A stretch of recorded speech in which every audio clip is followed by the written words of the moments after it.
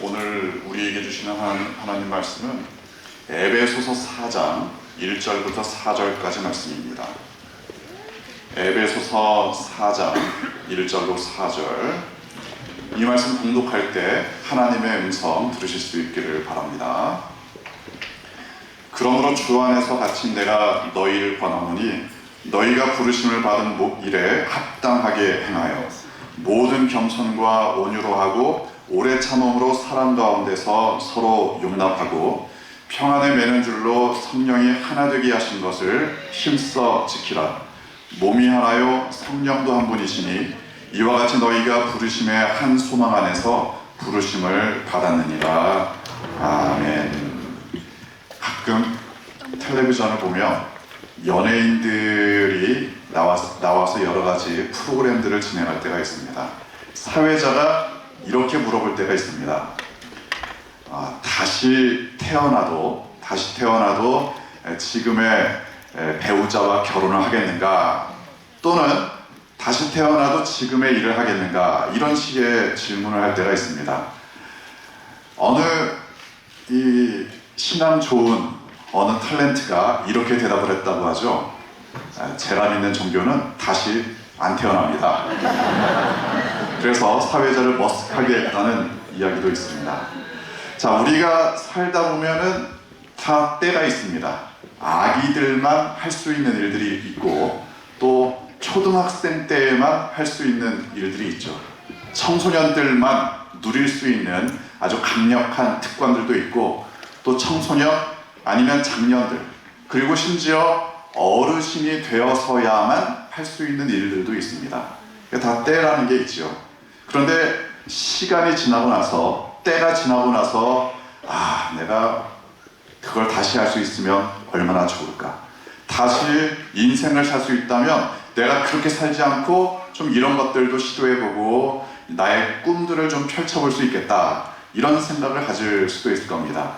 하지만 한마디로 불가능합니다. 그런데 그 불가능한 일이 일어났습니다. 우리가 그리스도 예수 안에 있을 때 새로운 피조물이 됐습니다. 새로운 피조물. 이전에 있었던 우리의 옛 모습은 죽었고 새로운 삶을 살게 됐습니다. 그러니까 이제 죄인으로서는 도저히 살 수 없는 의인들의 삶을 우리가 살게 됐다. 이게 구원의 놀라운 은총입니다. 우리가 다시 태어날 수는 없어도 그리스도 예수 안에서 거듭난 삶을 살게 됐다. 이게 복음의 비밀입니다. 그러니까 이 새로운 기회, 이 놀라운 기회, 이게 너무나 감사한 일이죠. 떠밀려서 사는 삶이 아닙니다. 그리스도인으로 살아가는 삶이라는 것은 억지로 사는 삶이 아니라 내가 정말 살고 싶은 삶, 내가 정말 죄인으로서가 아니라 의인으로서 살고 싶은 삶, 그걸 이제 기쁘게 살아가는 삶이 됐습니다. 오늘 성경 본문, 사도 바울이 이러한 삶에 대해서 편지를 씁니다. 사도 바울이 편지를 썼는데 편지를 쓴 장소가 어디냐? 감옥이었습니다. 누구에게 보내는 편지냐? 에베소 교회입니다. 에베소 교회는 사도 바울이 선교하던 당시에 개척한 교회죠. 그런데 감옥에서 편지를 썼으니까 이게 뭔가 중요한 내용을 담고 있지 않겠습니까? 오늘 본문 쓴 목적을 다루고 있습니다. 1절 함께 읽겠습니다. 그러므로 주 안에서 갇힌 내가 너희를 권하노니 너희가 부르심을 받은 일에 합당하게 행하여. 감옥에서 편지를 썼는데 우리가 일반적으로 생각할 수 있는 내용이 아닙니다. 만약 내가 감옥에 갇혔는데 내가 개척한 교회에 편지를 쓴다, 여러분은 뭐라고 쓸 것 같습니까? 아마 이렇게 쓸 분도 있을지 모르겠습니다. 야, 나 좀 꺼내달라. 너희가 할 수 있는 모든 힘을 다해서 또 인맥을 동원해서 나를 좀 꺼내달라. 생각해보면 이 감옥이라는 것이, 특별히 그 당시의 감옥이라는 것이 대단히 열악했습니다. 제가 전에 로마에 방문했을 때 사도 바울이 마지막으로 투옥됐던 감옥을 방문했습니다. 그 근처에 사도 바울이 순교했던 곳도 있었는데, 아무튼 한마디로 그 감옥이라는 것은 우리식으로 말하자면은 약간 반지하 같은 느낌입니다. 그리고 굴 같은 곳, 좁은 굴 같은 곳에 그 감옥이 있었습니다. 전혀 사람의 인권 같은 것은 생각할 수 없는 곳입니다. 그런데 그런 장소에서 누구라도 빨리 나오고 싶을 텐데 사도 바울은 그런 내용은 쓰지 않습니다. 물론 지금 사도 바울이 갇힌 곳은 로마는 아니었을 겁니다. 그래도 그 당시의 상황을 고려해 본다면 그 감옥이라는 것은 결코 호텔 같은 곳이 아닙니다. 그런데 사도 바울이 나를 좀 나가게 해달라 이런 식의 내용은 전혀 쓰지 않았습니다. 게다가 그 좀 나 빼내달라 이런 내용은 고사하고, 예를 들면 그 감옥이라는 곳이 먹는 것 자체가 너무나 열악하니까 사식이라도 좀 넣어달라, 아니면 따뜻한 옷이라도 좀 보내달라, 이런 내용조차 등장하지 않습니다. 오히려 이렇게 말합니다. 나는 걱정하지 말라. 나는 걱정하지 말고 너희가 살아야 할 믿음의 삶을 제대로 살라, 이런 이야기들을 쓰고 있습니다. 그러면서 이 본문을 쓴 두 번째 목적을 분명하게 말합니다. 2절 함께 읽겠습니다. 모든 겸손과 온유로 하고 오래 참음으로 사랑 가운데서 서로 용납하고. 이거 어디서 본 것 같지 않습니까? 고린도전서 13장 떠오르지 않습니까? 아니면 말고, 사랑은 언제나 오래 참고 온유하고 또 모든 것을 믿으며 바라며 견딘다. 사실 고린도전서나 에베소서나 사도 바울이 쓴 편지니까 내용이 비슷하더라도 뭐 상관이 없습니다. 그런데 생각해보면 그렇습니다. 고린도전서 13장, 이 그 소위 우리가 사랑장이라고 이야기를 하는데 그걸 왜 썼느냐? 고린도 교회에 문제가 있었죠. 교회 내에 파벌이 생겼습니다. 편가르기가 생겼고 또 서로 시기하고 질투하는 분위기가 있었습니다. 잘 사랑하지 못하니까 사도 바울이 사랑에 대해서 강조한 거죠. 그렇다면 에베소 교회도 비슷하지 않겠습니까? 에베소 교회 지금 쓰고 있는 이 사도 바울이 그 내용이 그렇습니다. 에베소서 1장부터 3장까지를 보면 복음에 대해서 설명합니다. 분명하게 그리고 정확하게 복음에 대해서 말하죠. 우리가 얼마나 죄인인가, 그에 비해서 하나님의 사랑과 은총은 얼마나 커다란가, 복음의 내용을 분명하게 설명합니다. 그러니까 그 말은 뭡니까? 뒤집어서 말하면 그만큼 에베소 교회가 복음으로부터 좀 멀어져 있다, 그런 이야기죠. 복음을 잘 이해하지 못하는 것 같으니까 분명하게 다시 한번 복음을 설명합니다. 마치 그런 문제를 해결하려는 것처럼 사도 바울이 편지를 쓰고 있죠. 우리도 그렇지 않습니까? 예를 들어 우리가 우리의 자녀들을 양육할 때 보면 자녀들 중에는 부모님들이 자녀들을 양육할 때 만약 부모님들이 자녀들에게 공부를 강조한다, 공부 좀 해라, 공부 좀 해라, 이렇게 강조한다는 건 뒤집어서 말하면 무슨 뜻입니까? 그 자녀가 공부를 안 하고 있다, 공부를 좀 멀리 하고 있다, 이런 이야기죠. 전에 어떤 분이 그러시더라고요. 자기는 자기 자녀에게 공부 좀 해라 이런 얘기 하나도 안 한다는 겁니다. 왜냐? 알아서 잘하니까. 그 이야기 들으면서 약간 기분이 좀 묘하기는 했는데, 아무튼 그렇습니다. 공부를 잘하면 공부하라고 말할 필요가 없습니다. 사랑하기를 잘한다면, 그리스도 예수 안에서 지금 교회가 사랑을 잘하고 있다면 사랑에 대해서 강조할 필요가 없습니다. 복음의 삶을 살고 있고 그 복음이 교회 안에서 넘치고 있다면 복음을 굳이 이렇게까지 설명할 필요도 없었을 겁니다. 그러니까 이제 사도 바울이 에베소 교회에 복음을 이야기하고 복음의 삶을 강조한다. 에베소 교회의 문제가 무엇이었는지 우리가 어느 정도 짐작할 수 있습니다. 그리고 사도 바울이 복음의 삶에 대해서 분명하게 설명하는데 복음의 삶이 가능할 수 있는 전제까지도 이야기해 줍니다. 본문 3절과 4절 함께 읽겠습니다. 평안에 매는 줄로 성령이 하나 되게 하신 것을 힘써 지키라. 몸이 하나요 성령도 한 분이시니 이와 같이 너희가 부르심의 한 소망 안에서 부르심을 받았느니라. 성령께서 하나 되게 하신다. 성령께서 하나 되게 하신다. 성령 충만하면 나타나는 몇 가지 특징들이 있습니다. 우선 하나님의 말씀이 잘 생각납니다. 이게 뭐 암송을 잘한다 이런 의미가 아니라 하나님께서 나에게 무엇을 원하시는가 이게 잘 떠오른다는 이야기입니다. 만약 어떤 사람이 그냥 느낌상으로 내가 성령 충만한 것 같다, 그걸 검증할 수 있는 방법이 있습니다.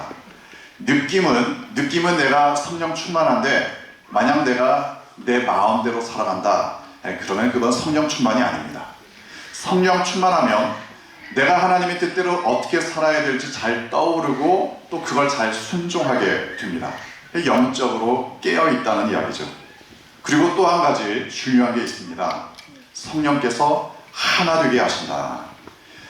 최초의 성령 강림 사건 기억나실 겁니다. 사도행전 2장에 마가의 다락방에 사람들이 한 120명 정도 모여서 기도했습니다. 성령께서 임하셨을 때 이 사람들이 한 목소리로 복음을 증거합니다. 여러 나라의 말로 증거했지만 동일하게 예수 그리스도에 대해서 증거했죠. 그러니까 한마디로 최초의 성령 강림은 개인 차원에서 임한 게 아니었습니다. 교회로 성령께서 임하셨습니다. 교회에 성령께서 임하셨기 때문에 교회는 한 마음으로 복음을 증거했다. 복음 안에서, 성령 안에서 교회가 하나 된다는 것이 대단히 중요합니다. 우리는 그리스도인으로 부름받았습니다. 교회로 부르심을 받았습니다. 우리가 지금 이 자리에 모여 있습니다. 야외 예배로 나와 있지요. 하지만 장소는 중요하지 않습니다. 우리가 지난 주일에는 양정동에서 모였고 오늘은 이곳에서 모여 있습니다. 사실 주일에는 모이는 양정중앙교회지만 주중에는 각자의 삶의 자리로 흩어지는 양정중앙교회입니다. 모이건 흩어지건 어디로 하건 우리가 교회로 부르심을 받았다, 이 사실을 기억하는 것이 중요합니다. 교회로 부르심을 받았기 때문에 어디로 가든지 아니면 어디에 모이든지 우리는 한 성령 안에서 사랑하며 섬기며 복음을 증거하는 삶을 살아야 합니다. 우리가 지금 이렇게 모일 수 있는 유일한 이유는 오직 예수님입니다. 예수님 때문에 우리가 구원받았습니다. 예수님 때문에 이렇게 한 자리에 모이고 또 한 마음으로 복음을 증거할 수 있습니다. 예수님께서 우리를 부르실 때 복음에 합당하도록 한 마음으로 살아갈 수 있습니다. 예수님께서 겟세마네 동산에서 마지막으로 무엇을 기도하셨느냐, 이걸 기억해야 됩니다. 제자들이, 그리고 이후에 예수님을 믿는 사람들이 하나 되기를 위해서 기도하셨습니다. 한 마음 되어서 하나 되어서 복음의 삶에 합당하게 살아가는 것, 이게 예수님께서 마지막으로 기도하신 내용입니다. 하나님께서는 우리를 교회로 부르셨습니다. 교회가 되라고 부르셨습니다. 복음에 합당한 교회가 되어서 행복하게 복음을 실천하는 여러분 되시기를 주님의 이름으로 축원합니다. 기도하겠습니다. 말씀 묵상하며 함께 기도하기 원합니다. 이 말씀 내 삶에 적용하기를 결단하는 마음으로 함께 기도하겠습니다.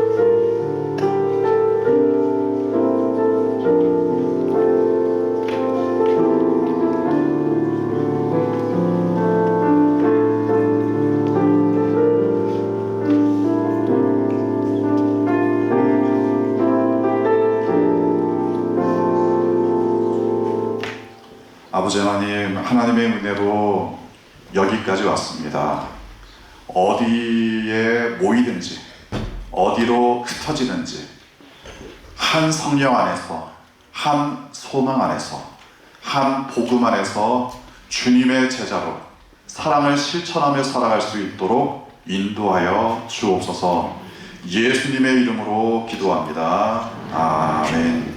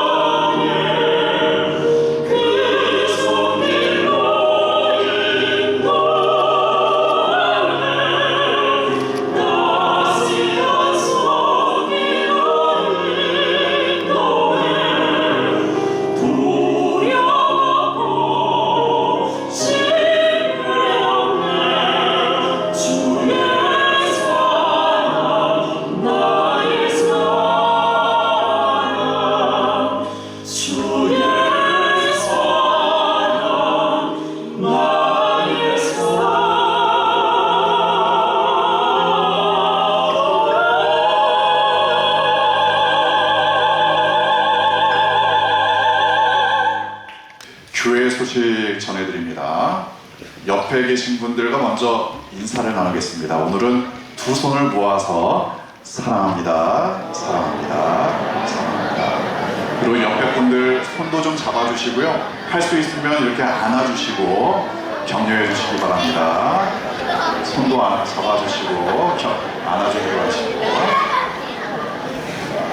자, 오늘은 어버이 주일입니다. 부모들에게 하나님께서 주신 사명이 있고 또 은총도 있습니다. 부모님들의 입장에서는 그 사명과 은총을 기억하는 날이고 또 자녀들의 입장에서는 모든 부모님들께 감사하는 시간이죠. 오늘 카네이션 받고 어르신 70세 이상만 좀 자르긴 했는데 아무튼 우리 카네이션 받고 들어오신 어르신들 잠깐만 자리에서 일어나 주시겠습니까?